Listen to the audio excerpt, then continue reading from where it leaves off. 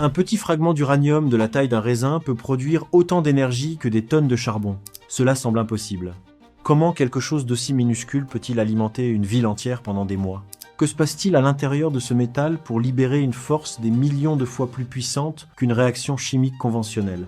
Et plus important encore, comment transforme-t-on une roche enterrée à des centaines de mètres sous terre en combustible qui maintient allumé des millions de lumières chaque nuit? L'uranium enrichi est l'un des matériaux les plus controversés et fascinants de la planète. Il a été protagoniste de guerres, d'avancées scientifiques et de débats énergétiques qui continuent encore aujourd'hui. Mais au-delà du mystère et de la controverse, il existe un processus industriel impressionnant, précis et extrêmement contrôlé qui le convertit en cœur des réacteurs nucléaires modernes. Des mines gelées artificiellement dans les profondeurs de la planète, jusqu'aux machines qui tournent à des vitesses inimaginables pour séparer des atomes presque identiques, voici le voyage complet de l'uranium enrichi. Ce que vous découvrirez dans les prochaines minutes changera à jamais votre vision de l'énergie.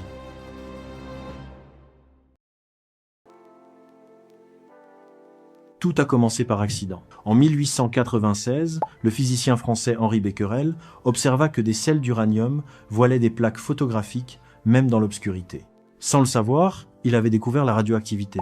Peu après, Marie et Pierre Curie isolèrent de nouveaux éléments radioactifs et démontrèrent que l'atome n'était pas indivisible comme on le croyait. Des décennies plus tard, en 1932, James Chadwick identifia le neutron, une particule sans charge électrique capable de pénétrer le noyau atomique. Cette découverte ouvrit la porte à quelque chose d'impensable. En 1938, des scientifiques allemands constatèrent qu'en bombardant l'uranium avec des neutrons, l'atome se divisait en deux fragments plus petits, libérant une énorme quantité d'énergie et des neutrons additionnels. La fission nucléaire était née. Soudain, la matière pouvait se convertir directement en énergie. Durant la Seconde Guerre mondiale, le projet Manhattan accéléra le développement de technologies pour exploiter cette réaction. Le défi n'était pas seulement de diviser l'atome, mais de le faire de manière contrôlée. C'est là qu'émergea une question cruciale. L'uranium naturel n'était pas suffisant. Il fallait le modifier, concentrer l'isotope adéquat, et ainsi commença la course à l'uranium enrichi. Le voyage de l'uranium commence dans certains des endroits les plus reculés de la planète. Au nord du Canada, en Australie ou au Kazakhstan, d'énormes gisements demeurent cachés à des centaines de mètres sous terre. Dans certaines mines à haute concentration, le minerai se trouve à plus de 500 mètres de profondeur, sous des couches de roches saturées d'eau sous pression. Mais l'extraire n'est pas aussi simple que de forer et dynamiter. Dans certains gisements, avant de commencer l'excavation, les ingénieurs gèlent le terrain. Ils installent des centaines de tuyaux autour du gisement et font circuler de la saumure à des températures sous zéro.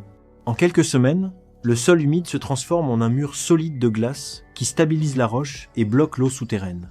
Ce n'est qu'alors que commence le forage.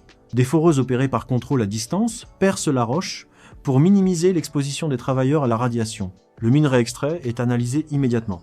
Dans les mines de haute qualité, il peut contenir jusqu'à 15 ou même 18% d'uranium, une concentration extraordinaire comparée à d'autres gisements du monde. Ensuite, le minerai est broyé sous terre jusqu'à devenir des fragments plus petits et transportés à la surface. Là commence la phase suivante, convertir cette roche grise et apparemment commune en un concentré capable d'alimenter des réacteurs nucléaires. Une fois en surface, le minerai d'uranium est transporté vers une usine de traitement. Là commence une transformation radicale. D'abord, il est broyé jusqu'à devenir un sable fin. Plus les particules sont petites, plus il sera facile de séparer l'uranium du reste de la roche. Ensuite, ce sable est mélangé avec des solutions chimiques, normalement de l'acide sulfurique ou des composés alcalins. L'acide dissout l'uranium, mais laisse derrière lui des minéraux comme le quartz, le fer et autres résidus sans valeur énergétique. Après plusieurs étapes de filtrage et de purification, la solution concentrée est séchée et convertie en une poudre jaune intense, connue sous le nom de yellow cake. Malgré sa couleur voyante, ce matériau contient approximativement 70 à 80% d'uranium pur et émet des niveaux relativement faibles de radiation. Néanmoins, il est manipulé sous de stricts protocoles de sécurité. Mais il ne peut toujours pas être utilisé comme combustible. L'étape suivante consiste à le transformer en hexafluorure d'uranium, un composé qui possède une propriété cruciale. Il peut se convertir en gaz à des températures modérées. Ce n'est qu'à l'état gazeux qu'il sera possible de séparer les isotopes et d'augmenter la proportion du type adéquat. C'est là que commence le processus le plus délicat de tous. L'uranium naturel n'est pas suffisant pour alimenter un réacteur moderne. Il est composé à 99,3% d'uranium-238, un isotope qui ne fissionne pas facilement.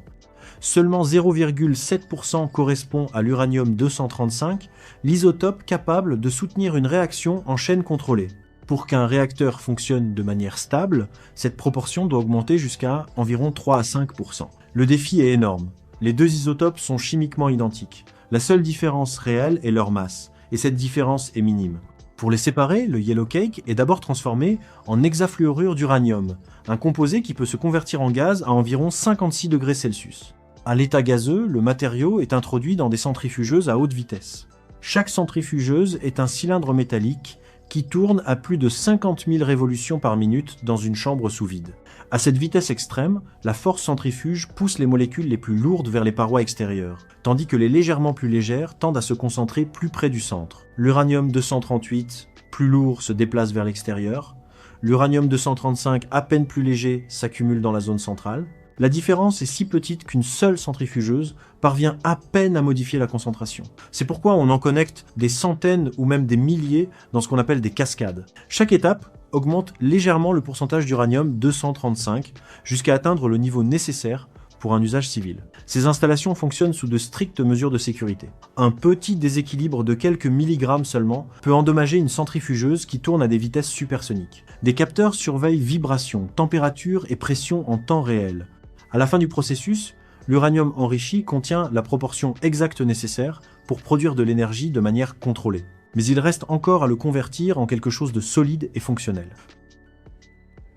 Une fois enrichi, l'hexafluorure d'uranium doit se transformer à nouveau en un matériau solide. Grâce à des processus chimiques contrôlés, il est converti en dioxyde d'uranium, une poudre noire extrêmement fine qui sera la base du combustible nucléaire. Cette poudre est séchée, filtrée et mélangée soigneusement pour assurer une texture homogène. Ensuite, elle passe dans des presses industrielles qui appliquent plusieurs tonnes de pression pour la mouler en petites pastilles cylindriques de la taille d'une pièce de monnaie. Chacune pèse à peine quelques grammes, mais contient une densité énergétique extraordinaire. Après le pressage, les pastilles sont introduites dans des fours spéciaux à des températures proches de 1000 degrés Celsius pendant plusieurs heures. La chaleur élimine les pores microscopiques et augmente leur densité, créant une structure céramique extrêmement résistante, capable de supporter des conditions extrêmes à l'intérieur du réacteur. Chaque pastille est inspectée avec une précision millimétrique. Des rayons X détectent d'éventuelles fissures internes. Des capteurs laser vérifient les dimensions exactes et des analyses chimiques confirment que la composition est correcte. Ensuite, les pastilles sont insérées dans de longs tubes d'alliage de zirconium, un métal qui résiste à la chaleur, à la corrosion et permet le passage des neutrons sans les absorber. Les barres résultantes sont scellées par soudure automatique et regroupées en assemblage de combustible de plusieurs mètres de longueur. Ce qui est surprenant, c'est qu'une seule pastille peut générer autant d'énergie que des centaines de kilogrammes de charbon, et des centaines de ces pastilles travaillent ensemble à l'intérieur de chaque réacteur. Lorsque les assemblages de combustible arrivent à la centrale nucléaire, ils sont placés soigneusement à l'intérieur du cœur du réacteur. Un réacteur typique peut contenir environ 480 assemblages, totalisant des milliers de barres de combustible actives en même temps. C'est ici que se produit le phénomène qui change tout, la fission nucléaire. Lorsqu'un neutron impacte le noyau d'un atome d'uranium-235, celui-ci se divise en deux fragments plus petits. Dans le processus, il libère une énorme quantité de chaleur et plusieurs neutrons additionnels qui impactent d'autres atomes proches. Ainsi se génère une réaction en chaîne contrôlée. Le mot-clé est « contrôlé ». Pour éviter que la réaction ne s'accélère dangereusement, le réacteur utilise des barres de contrôle fabriquées avec des matériaux comme le bore ou le cadmium capables d'absorber les neutrons. Les insérer ou les retirer permet de réguler l'intensité de la réaction avec grande précision. La chaleur produite ne crée pas d'explosion. Au contraire, elle est utilisée pour faire bouillir de l'eau à haute pression. La vapeur résultante fait tourner d'énormes turbines connectées à des générateurs électriques. Une seule turbine peut tourner des milliers de fois par minute et produire plus de 750 MW d'électricité, suffisant pour alimenter des centaines de milliers de foyers. Tout le système est protégé par d'épaisses parois de béton armé et de multiples systèmes automatiques de sécurité. Des capteurs surveillent température, pression et activité neutronique constamment. Ce qui a commencé comme une petite pastille noire impulse maintenant des villes entières. Mais même cette source d'énergie a une limite.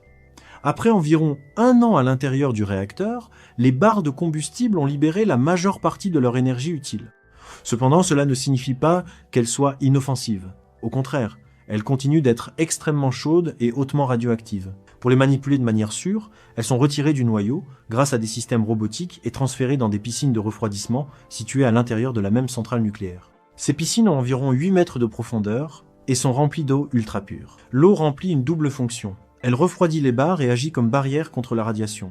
Pendant des années, le combustible reste immergé, tandis que sa température et sa radioactivité diminuent progressivement. Parfois, l'eau émet une faible lueur bleue, connue sous le nom de radiation de Cherenkov, un phénomène visuel causé par des particules qui se déplacent à grande vitesse à travers l'eau. Une fois stabilisées, les barres peuvent être transférées dans des conteneurs secs en acier et béton conçus pour résister aux tremblements de terre, aux impacts et aux conditions extrêmes. Ces systèmes permettent de stocker le matériau pendant des décennies, pendant qu'on développe des solutions définitives à long terme. Depuis une roche enterrée à 500 mètres sous terre jusqu'au cœur d'un réacteur capable d'illuminer une ville entière, le voyage de l'uranium enrichi est une combinaison impressionnante de science, d'ingénierie et de précision extrême. Un matériau qui fut autrefois symbole de destruction est aujourd'hui responsable de générer près de 10% de l'électricité mondiale, avec des émissions de carbone pratiquement nulles durant son opération. Cependant, il continue également d'être objet de débats, de régulation stricte et de surveillance constante. L'énergie nucléaire n'est pas simple. Elle requiert une technologie avancée, des protocoles rigoureux et des décisions responsables à long terme. Mais sa capacité à produire de grandes quantités d'énergie stable, sans dépendre du climat, en fait une pièce clé dans le panorama énergétique moderne. Et maintenant, soyons honnêtes, seriez-vous prêt à avoir plus de centrales nucléaires dans votre pays? Parce qu'au final, entre énergie abondante et peur des accidents, le choix n'est pas si simple. Alors, pour ou contre le nucléaire? Écrivez votre avis en commentaire. Si ce documentaire vous plaît, alors n'oubliez pas de mettre un like, de vous abonner et d'activer la cloche pour ne manquer aucun de nos contenus. Une fois dans le réacteur, l'uranium enrichi ne fait pas que produire de l'énergie. Sous l'effet des réactions nucléaires, il peut aussi donner naissance à un nouvel élément, le plutonium.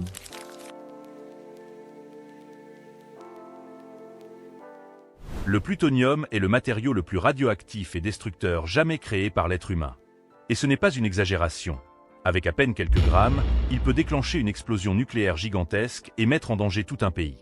Mais comment est-il possible qu'un métal si petit possède un tel pouvoir? D'où provient ce matériau si dévastateur?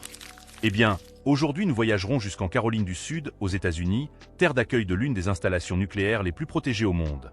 Le Savannah Riverside, un endroit où chaque jour, des tonnes de déchets nucléaires sont transformés en oxyde de plutonium, prêts à alimenter des réacteurs, fabriquer de puissantes armes ou être stockés sous surveillance maximale dans des installations secrètes du gouvernement. Alors préparez-vous, car vous êtes sur le point de découvrir comment on produit de manière massive le matériau le plus dangereux de la planète. Tout commence avec l'ingrédient clé pour créer du plutonium, l'uranium-238, un élément hautement radioactif et dangereusement précieux. Ce métal se trouve enterré à des centaines de mètres sous terre, piégé à l'intérieur d'une roche noire appelée uraninite. Pour l'extraire, il faut une opération minière colossale, des excavateurs géants, des pelles hydrauliques de centaines de tonnes et des camions monstrueux qui transportent des tonnes de matériaux radioactifs sous des protocoles de sécurité stricts. Et voici ce qui est stupéfiant. Dans chaque tonne de roche, il n'y a que quelques grammes utiles. En effet, il faut plus de 500 tonnes de minerais pour obtenir un seul kilo d'uranium exploitable. Et bien que cela puisse sembler peu, ce kilo, une fois traité, peut générer suffisamment de plutonium pour alimenter un réacteur nucléaire pendant des décennies ou fabriquer plusieurs bombes atomiques. Une fois extrait, le minerai est transporté à l'usine de traitement. Là, il est pulvérisé et mélangé avec des solutions chimiques extrêmement réactives jusqu'à obtenir une pâte jaune dense connue sous le nom de yellow cake. Et bien que son nom semble innocent, cette substance contient le potentiel de détruire des villes entières si elle tombe entre de mauvaises mains. Toute cette étape se déroule sous des mesures de sécurité extrêmes. N'importe quelle fuite ou n'importe quelle erreur pourrait contaminer les sols, les eaux et rendre une région entière inhabitable pendant des siècles, comme cela s'est produit à Tchernobyl. Ce n'est que lorsque l'uranium est raffiné, stabilisé et sécurisé que le feu vert est donné pour l'étape suivante dans la création du matériau le plus redouté de la planète. Ici commence l'une des phases les plus délicates et critiques de tout le processus nucléaire. Dans des installations spécialisées, les tonnes de yellow cake sont introduites dans d'énormes cuves chimiques remplies d'acide où elles se dissolvent dans des conditions extrêmement contrôlées. L'objectif est clair, éliminer toutes les impuretés restantes et isoler l'uranium le plus pur possible. Une fois dissous, le liquide passe par des fours de calcination où il est complètement séché et soumis à des températures supérieures à 500 degrés Celsius. Le résultat est une poudre noire et dense connue sous le nom de dioxyde d'uranium, Un composé stable, hautement concentré et avec le niveau exact de pureté nécessaire pour initier sa transformation en plutonium. Pour que vous compreniez bien, c'est comme si le yellow cake avait été cuit jusqu'à atteindre le point parfait pour poursuivre son processus. Ensuite, cette poudre est compactée en petites pastilles cylindriques ou en fines tiges au moyen de presse industrielle. Un design parfait pour sa prochaine destination, le cœur actif d'un réacteur nucléaire où tout est sur le point de changer. Avec des milliers de pastilles de dioxyde d'uranium déjà prêtes, le moment clé est arrivé, initier leur transformation en plutonium. Les tiges qui contiennent ces pastilles sont introduites soigneusement dans le cœur de gigantesques réacteurs nucléaires. Là, elles restent complètement immergées sous des tonnes d'eau ultra pure, qui remplit une double fonction vitale, refroidir le système et agir comme barrière contre les radiations. Ce qui se passe à l'intérieur de ce réacteur ne se voit pas à l'œil nu, mais c'est l'une des transformations les plus puissantes qui existent dans la nature. Pendant des semaines, les tiges sont bombardées par des neutrons dans un processus invisible appelé transmutation nucléaire. Les atomes d'uranium-238 commencent à muter graduellement jusqu'à se convertir en plutonium-239, l'un des matériaux les plus destructeurs et létaux jamais connus. Pour que vous vous fassiez une idée, un seul gramme de plutonium obtenu à cette étape peut libérer plus d'énergie que plusieurs tonnes de charbon ou de pétrole. Mais cette conversion n'est pas exempte de risques. N'importe quelle déviation, aussi minime soit-elle, pourrait déclencher un désastre nucléaire. C'est pourquoi tout est supervisé 24 heures sur 24, avec des capteurs automatisés, des blindages d'acier et du personnel hautement spécialisé. Finalement, après des semaines d'irradiation, les tiges sont extraites. Elles contiennent maintenant du plutonium latent à l'intérieur et sont prêtes à passer à l'étape suivante vers la forme la plus dangereuse d'énergie qui existe. Une fois extraites du réacteur, les tiges irradiées sont littéralement chauffées au rouge. Elles viennent de traverser des semaines de bombardement nucléaire et contiennent maintenant un mélange extrêmement dangereux d'uranium, de plutonium et de radiation intense. Dans cet état, les manipuler directement serait un danger mortel pour les opérateurs. C'est pourquoi l'étape suivante consiste à les refroidir de manière contrôlée et sûre. Les barres sont transférées immédiatement vers d'énormes piscines de refroidissement, avec des parois de béton armées de plus de 2 mètres d'épaisseur et des systèmes de surveillance extrêmes. Là, sous plus de 5 mètres d'eau ultra pure, les tiges restent complètement immergées pendant plusieurs mois. Mais ce n'est pas seulement un bain froid, c'est une étape critique connue sous le nom de décroissance radioactive, où le matériau libère peu à peu la radiation accumulée, réduisant sa dangerosité pour pouvoir le manipuler après. Ce n'est que lorsque tous les paramètres sont complètement stabilisés que l'extraction des tiges de l'eau est autorisée. Et alors arrive le moment de séparer le plutonium pur du reste des déchets nucléaires. Nous arrivons au moment le plus dangereux de tout le processus. Les tiges irradiées, déjà refroidies et stabilisées, sont introduites dans un système automatisé de découpe qui les fragmente en petits segments métalliques. Ensuite, ces fragments solides passent dans un circuit chimique où ils sont dissous dans de l'acide nitrique concentré à plus de 100 degrés. Le résultat ?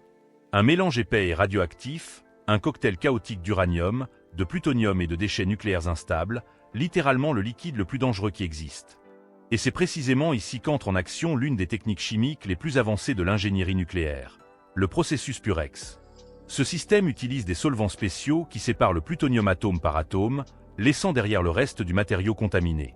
C'est comme chercher des pépites d'or dans une mer de débris toxiques, sauf que cet or peut alimenter des réacteurs nucléaires pendant des décennies ou détruire des villes entières en quelques secondes. Cela dit, le plutonium que l'on obtient n'est pas un liquide vert brillant comme dans les films.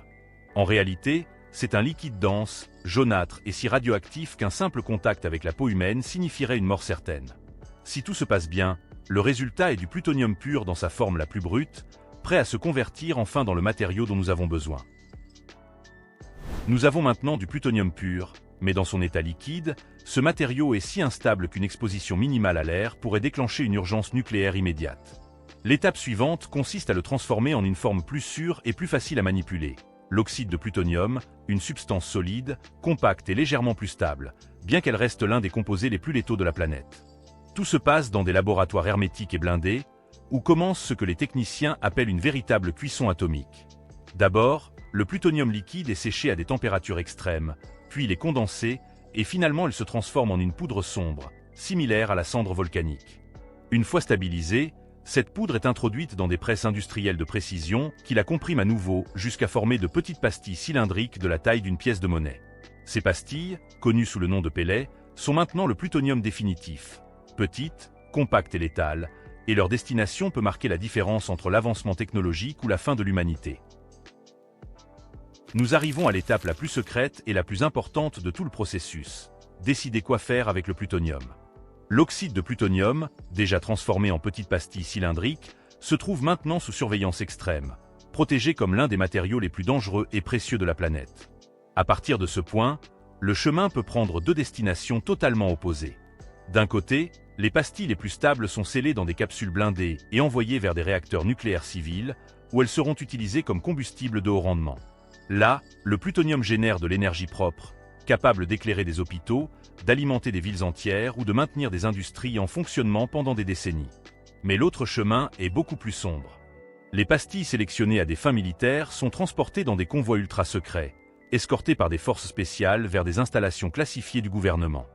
Là, elles seront raffinées, traitées et converties en cœur actif d'ogives nucléaires, l'arme la plus redoutée jamais créée par l'être humain. Et pour que vous vous fassiez une idée, seulement 9 pays dans le monde entier possèdent du plutonium militaire en quantité suffisante pour fabriquer des armes nucléaires, parmi eux les États-Unis, la Russie et la Chine. Et ce sont précisément ces pays qui dominent la balance du pouvoir mondial.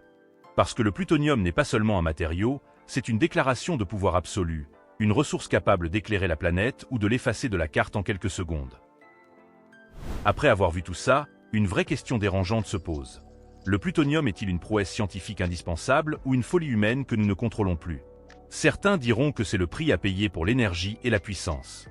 D'autres que c'est un matériau qui n'aurait jamais dû exister. De quel côté êtes-vous? Dites-le clairement en commentaire. Si ce documentaire vous plaît, alors n'oubliez pas de mettre un like, de vous abonner et d'activer la cloche pour ne manquer aucun de nos contenus.